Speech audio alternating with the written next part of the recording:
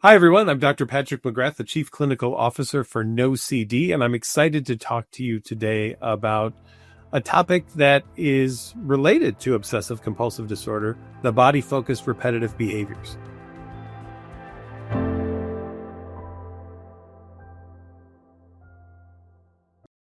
These are behaviors that are in the Diagnostic and Statistical Manual of Mental Health Conditions, and they are in the OCD and related conditions, right? So if you've ever had this urge or found yourself pulling your hair, picking at your skin, biting your nails, chewing your cheeks, and then we're doing some of these things maybe without even recognizing doing them, but regretting having done it or feeling shame afterwards, you might be experiencing something that we call a body-focused repetitive behavior. Now, these are related to OCD, and they can often occur together. And in fact, one study showed that 21% of people with OCD also had co-occurring body-focused repetitive behaviors. And people with OCD are more likely to develop these than people without OCD. Like OCD, the body-focused repetitive behaviors can be misunderstood and even overlooked. Just like people might say to someone with OCD, well, just stop thinking about it, right? Or just don't do that compulsion. Someone might say to someone with a BFRB, well, just stop, picking at your skin, or just stop biting at your nails. And if it was that easy, I wouldn't have a job, right? I mean, that's all I would have to say. It would be a one-session cure for someone, but it's so much more than that. So let's talk about what some of the BFRBs are. First, there's something called trichotillomania, which is hair pulling. Then there's excoriation, which is skin picking. There's nail biting, which has a very weird, like, onychophagia, and no one ever says that, at least in my field. We just say nail biting.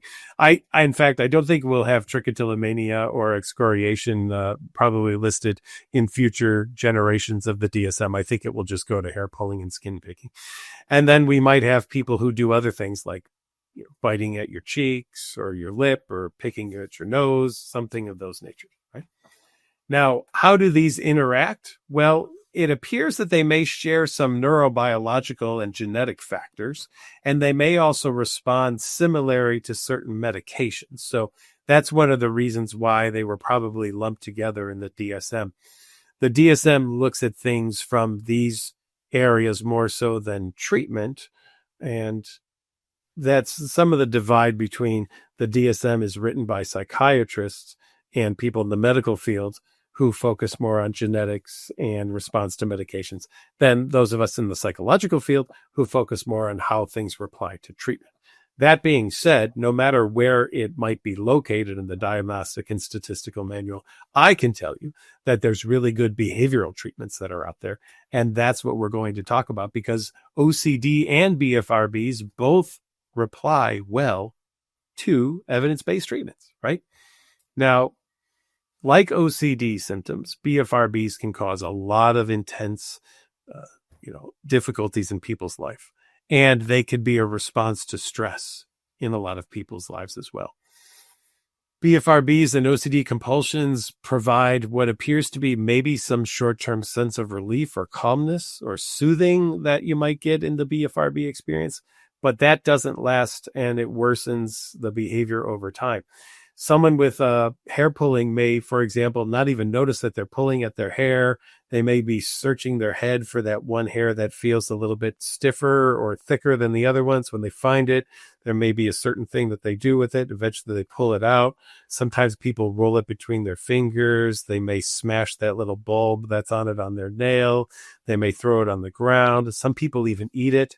This can be dangerous because you can get a hairball in a human. That's called the trichobazar. And if it gets too big, it has to be surgically removed because humans can't expel hairballs the way cats do. And you don't want that to happen. So that's why intervention is really key in these types of situations. Now, body-focused repetitive behaviors don't appear to be fueled by fear of specific consequences like you have in OCD, that if you don't do this compulsion, this terrible thing will happen. Instead, it seems to be more of like a self-regulatory function and done in response to wanting to be regulated or soothed, instead of done in response to intense, or obsessions or negative emotions or something of that nature. We know this, though. There can be shame, and BFRBs can be very difficult, right? How do you go to work with a bald spot? What if you've been picking at your face and there's just all sorts of marks and scabs all over your face? There's a lot of societal pressure and beauty standards and skincare culture to look really good. And there's this notion that, well, you just have a really bad habit and you just need to stop that, right? And don't do that anymore. Again, if that worked, one session cures. That's all that we would have. Same for OCD. If we could just tell people to stop thinking of something, then I really wouldn't need to be doing this video or have a job. I would just say, hey, stop it, everybody, and you'd be fine and everything will be okay. But it's so much more than that.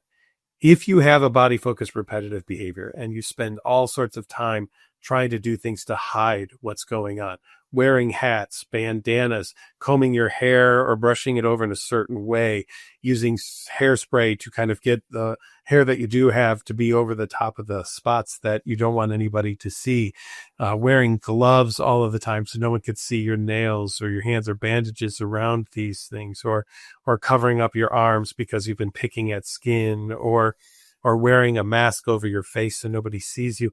All of these can be very difficult for people to deal with, right? And people could feel a lot of guilt or shame about this. We want you to know that there's great treatment that's available for body-focused repetitive behaviors. You've heard us talk about ERP for OCD here, but we haven't talked as much about something called habit reversal training, or HRT. And the goal of habit reversal training is really to bring awareness to people so that they'll know that they're doing a behavior. So if you're the kind of person who maybe pulls at their hair but doesn't really notice it, but when you do it, you're often sitting watching television, we'll have a glove there where you watch TV. And when you go to sit down for TV, you put the glove on. And that way, when you go up here to do it, it's going to feel different. You're going to be like, oh, wait, oh gosh, look what my hand just did, right? There's even bracelets that people can wear now. You can program so that if it goes in a certain position, it will send a little buzz, not a shock or anything, but a buzz to your wrist just to say, hey, by the way, you're doing this thing again, right?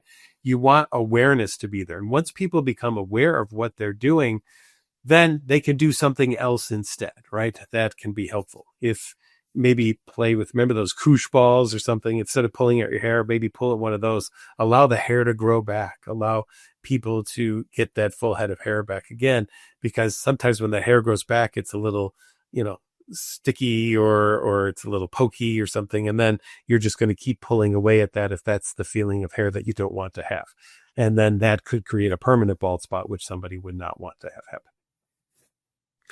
We're here to do HRT with people at NOCD, just like we do with ERP. We can tailor treatment for both conditions, for OCD and body-focused repetitive behaviors. We can offer support between sessions with messaging, and we've got our NOCD community, which has so many benefits of helping find other people who experience body-focused repetitive behaviors.